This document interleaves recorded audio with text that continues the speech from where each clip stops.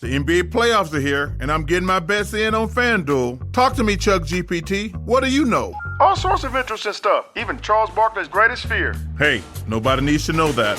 New customers bet $5 and get $200 in bonus bets if you win. FanDuel, America's #1 sportsbook. 21 plus and present in select states. Must be first online real money wager. $5 deposit required. Bonus issued is non-withdrawable bonus bets that expires 7 days after receipt. Restrictions apply. See full terms at FanDuel.com/sportsbook. Gambling problem? Call 1-800-GAMBLER. The Red Apple Media Podcast Network presents This is Protecting America. Now, here's Emmy-winning journalist Rita Cosby. And welcome to another edition of Protecting America. I'm Rita Cosby. With all the protests and wars that are brewing overseas, the threats to the U.S. homeland is at an all-time high. This comes, of course, as police departments in many cases are forced to trim their budgets. And also many police officers retiring at a record pace. And joining us now to talk about all of this is Lieutenant Steve Rogers. He is a retired military officer. He was assigned to the Joint Terrorism Task Force of the FBI. He was also a lieutenant at the Nutley, New Jersey Police Department and a great security expert. Steve, great to have you here on the podcast. Thank you very much. You know, how concerned should we be right now with all of these threats all over the globe and many here domestically? Are you deeply concerned how vulnerable maybe we are? I'm extremely concerned. We are very, very vulnerable, like at no other time in the history of this country, where we might be seeing combat in our homeland, right on the real estate called the United States of America. Now, I'm not talking about a military combat, obviously, but between the police and those criminal elements and terrorists that are in this country now. And Rita, I've got to tell you, it's not a matter of if, it's a matter of when. When you say a matter of when, what keeps you up at night? It is a lone wolf? Is it an organized attack? What areas? Organized attacks, organized simultaneous attacks. We have allowed people to come in this country vis-a-vis the southern border. And now we're learning, Rita, something that we were pretty much unaware of up until, I believe it was Congressman Mike Kelly from Pennsylvania, who is the chairman of the Northern Security Border, that he did some research and found out that a lot of people that are on the terrorist watch list has crossed our northern border from Canada into the 13 states that border that country. So we've got some real problems in relation to people coming into this country that are looking not for jobs, all right, not for education, but looking to hurt us. How well do you think Border Patrol agents can manage what is truly, as you're talking about, an onslaught? Because we have seen record numbers crossing, as you point out, our northern and our southern border. They are totally overwhelmed. If you talk to border agents, they are just completely overwhelmed. And also, it seems like the folks in the cartels and elsewhere are becoming more and more sophisticated. There was just a story recently, Steve, where it had an app that basically said, here's the open area of the border, everybody. You want to go through here in the middle of the night or even in the daytime. It seems that the bad guys are becoming more sophisticated, and the cartels especially. And meantime, our border agents are just more exhausted and don't seem to be getting the support, at least not from this government. Well, they are not. I've spoken to some Border Patrol officers. They're the most dedicated, committed people in law enforcement looking to protect this country. And unfortunately, no one, at least in the government, is looking to protect them. The fact of the matter is, to enhance on what you just articulated, yes, the cartel is becoming very sophisticated. They're becoming very bold. Some of them have actually crossed the border into our country, and from what I understand, has created some violent acts on our soil without a response that is necessary to stop them. The Border Patrol agents, like our law enforcement officers nationwide, are being hindered by some ridiculous policies, by hands-off policies, by public policies. Unfortunately, Rita, I hesitate to talk politics with regard to this issue, but it is political because there's a common thread through all of the problems our Border Patrol agents and law enforcement agencies across the nation are facing. That common thread is the color blue. it is the Democrats. It's the Democrat Party. It's the Biden administration. It's the Democrat governors right down to city councils, et cetera. They have created this problem, and we are in so deep that it's going to unfortunately take a catastrophic incident. And again, I hope to God it doesn't happen, but it'll take something like that maybe to wake them up. How sad is that? And you know, Steve Rogers, to your point about sort of the whole policy issues, there was a memo that came out recently from Alejandro Mayorkas, who's the head of Homeland Security, of course, the secretary there, and not saying, hey, beef up border, not saying here's what you need to do. He was chastising border agents to make sure that they don't misgender the migrants. And all I kept thinking about is our border agents are chasing after the migrants. They're crossing the border illegally at record pace. They're dealing with cartels. They're dealing with fentanyl. They're dealing with human smuggling. And our Secretary of Homeland Security is worried about misgendering. What does that say to you? Well, I'm glad you brought that up because therein lies one of the big problems with law enforcement nationwide. The administrations that are controlling these cities, again, the Democrats, as well as our Department of Homeland Security Secretary and the Biden administration, are more concerned about pronouns, more concerned about gender identification, more concerned about everything that is not designed to protect us. The responsibility of government, the first duty of government, is to protect the people from domestic and foreign terrorists. And unfortunately, they're more concerned about political correctness. And look at the results, Rita. Look what's happening. They got to be blind. Not only are we having an increased criminal activity at our border with regard to, not to mention the drug problem with fentanyl, but every city across this land is being directly affected by these ridiculous policies. Concentration on what? Gender identity, money being spent on what? Pronouns. So this is why we have a depletion, not an increase, but actually a decrease in police recruitment nationwide, a decrease in preventing crime nationwide, and an increase in criminal activity from the southern border to the northern border. Ready to make a real impact every day? Join the Active Day Home Care team and help clients maintain their independence in the comfort of their own homes. Make a difference in someone's life as you provide essential daily assistance and protect their health and happiness. Earn up to $20 an hour and enjoy additional perks like optional daily pay, 401k, paid time off, ongoing educational training, and more. Join a team that values care, compassion, and your professional growth. Visit activeday.com to apply. You talk about also policing because there have been some stories of late, and in fact with the NYPD, where this year alone, 2,500 officers have resigned. They just don't want to have it anymore. They just can't take it. They don't feel they're appreciated. Is that a sign of what's happening across this country? Oh, it is happening across the country. And may I add that I understand Mayor Eric Adams, who's got his own legal problems now, he has introduced a budget that's going to cut 4,000 more NYPD officers. I mean, they've got to be out of their mind in that city, realizing that we are at a threat level that is becoming very, very dangerous. We need more cops on the street, more cops in the intelligence and information gathering agencies. I mean, I could go on and on why we need more cops. But the reason why they're leaving, Rita, is that the government, the mayors, the governors, the federal government doesn't watch their back. They don't have their back.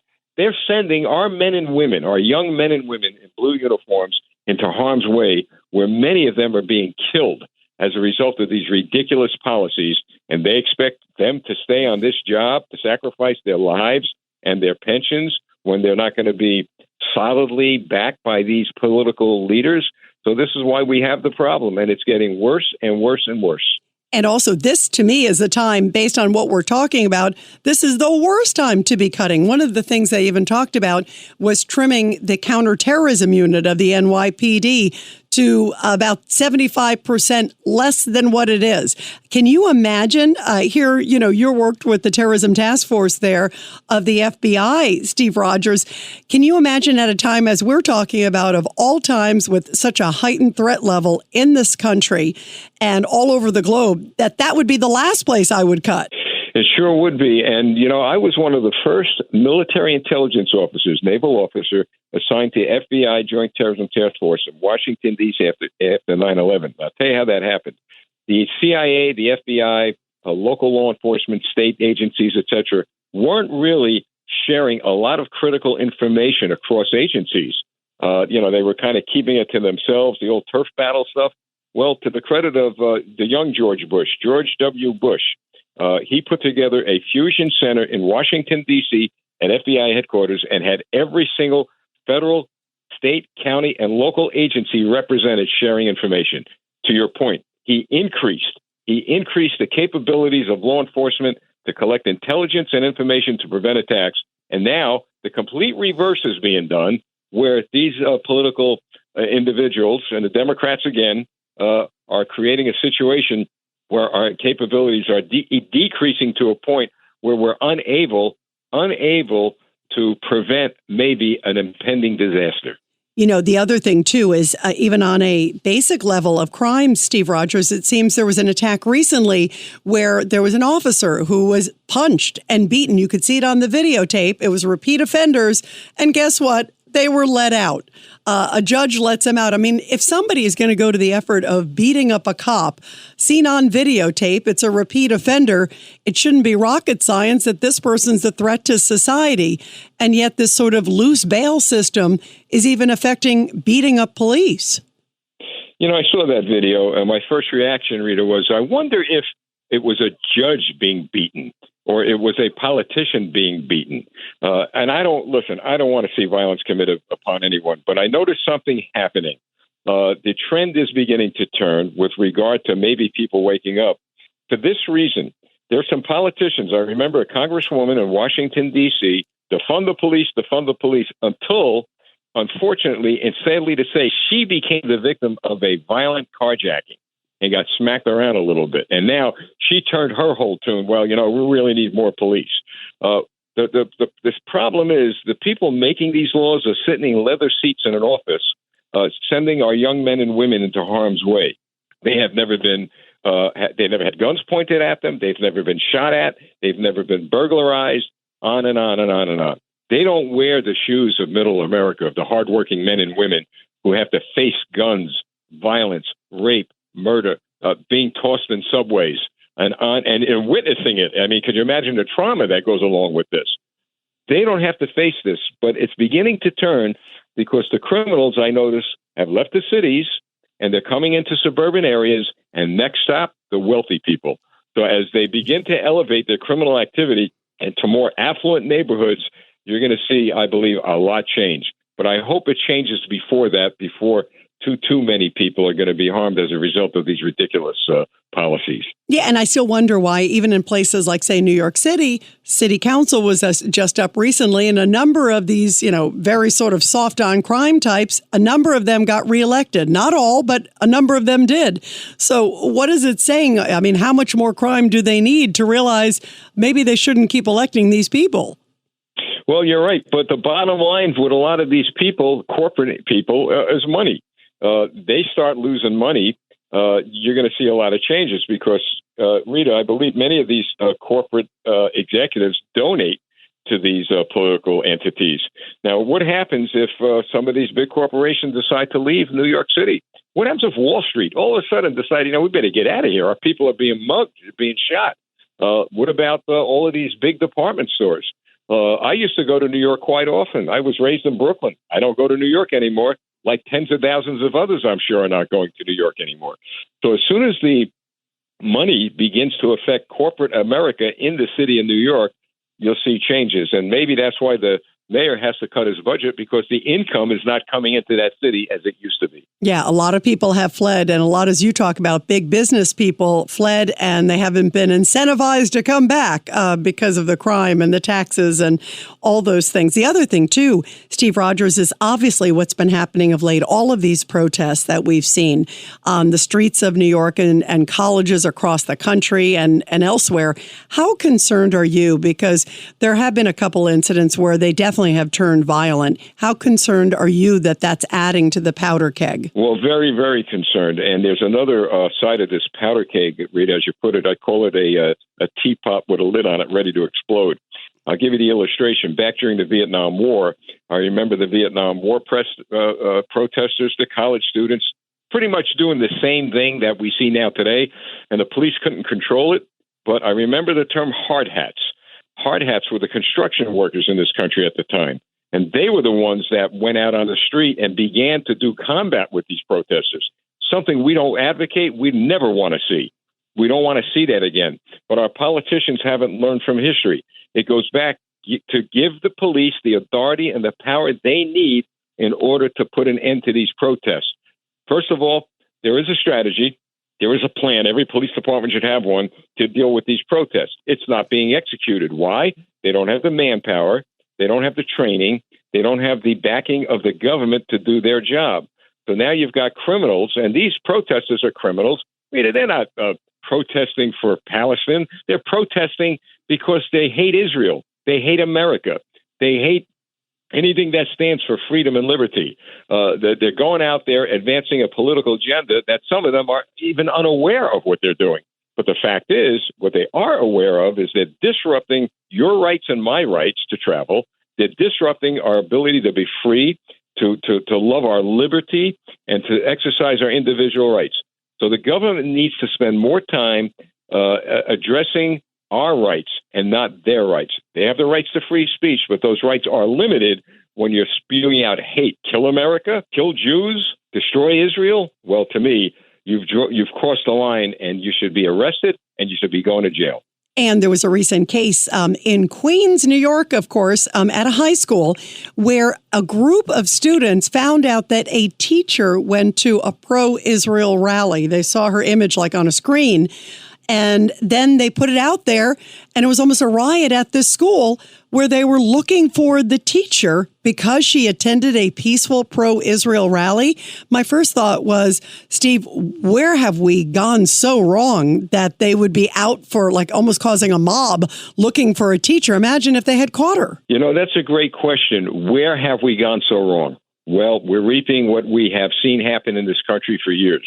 Our elementary schools no longer teach civics.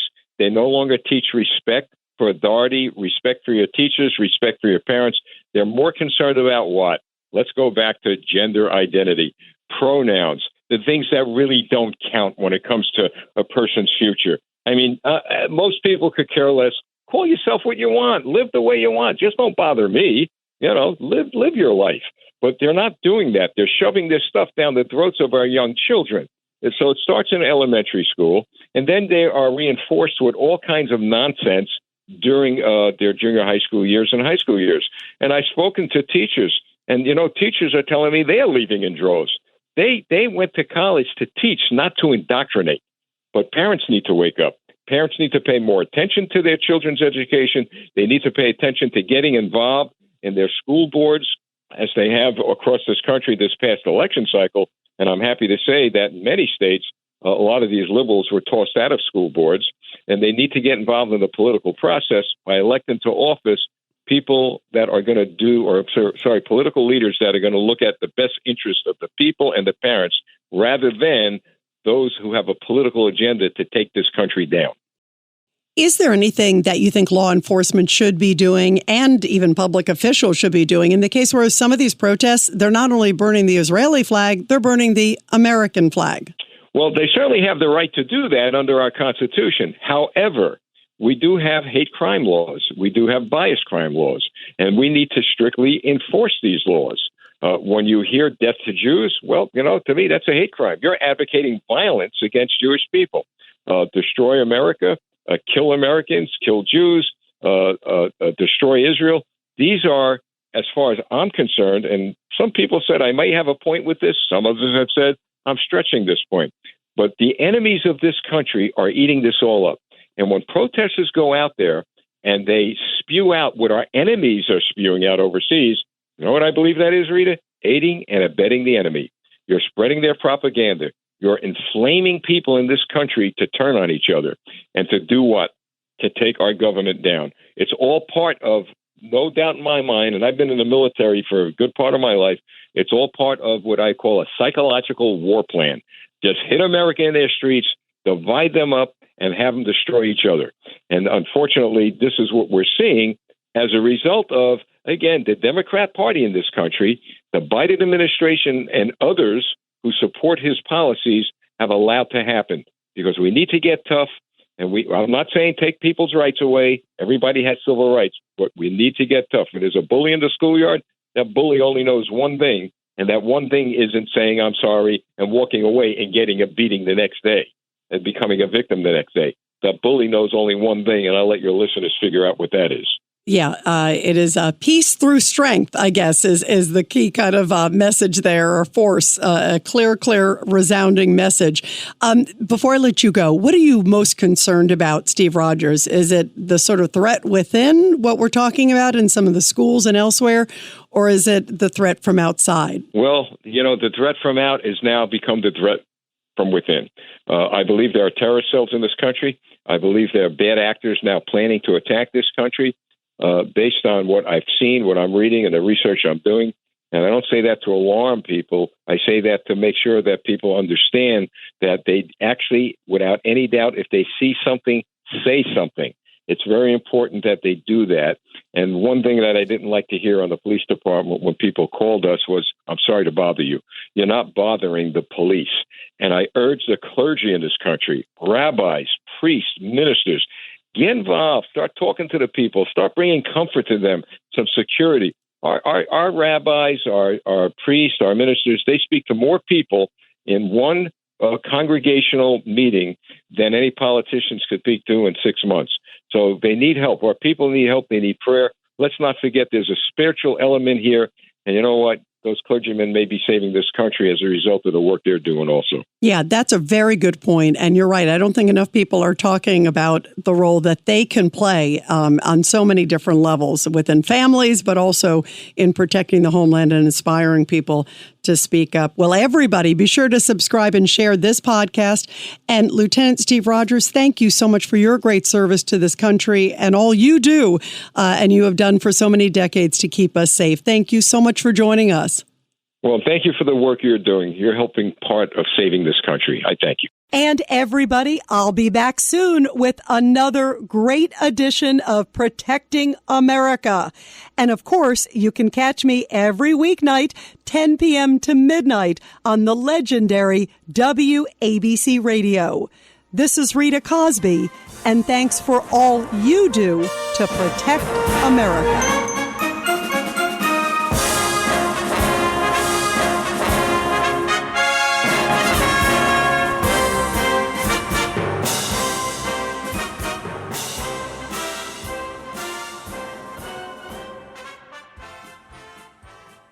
Hello, folks. Larry Kudlow here. Pay attention, because China is leading the largest anti-American alliance since World War II. One that's already dumped U.S. bonds, grabbed 43 million acres of our farmland, and is plotting to dethrone the dollar. That's why IRA and 401k savers are protecting their savings with gold. Please go to freegoldguide.com/Kudlow or just call 800-621-3908 for your free gold guide on how to protect your wealth with gold 100% tax-free.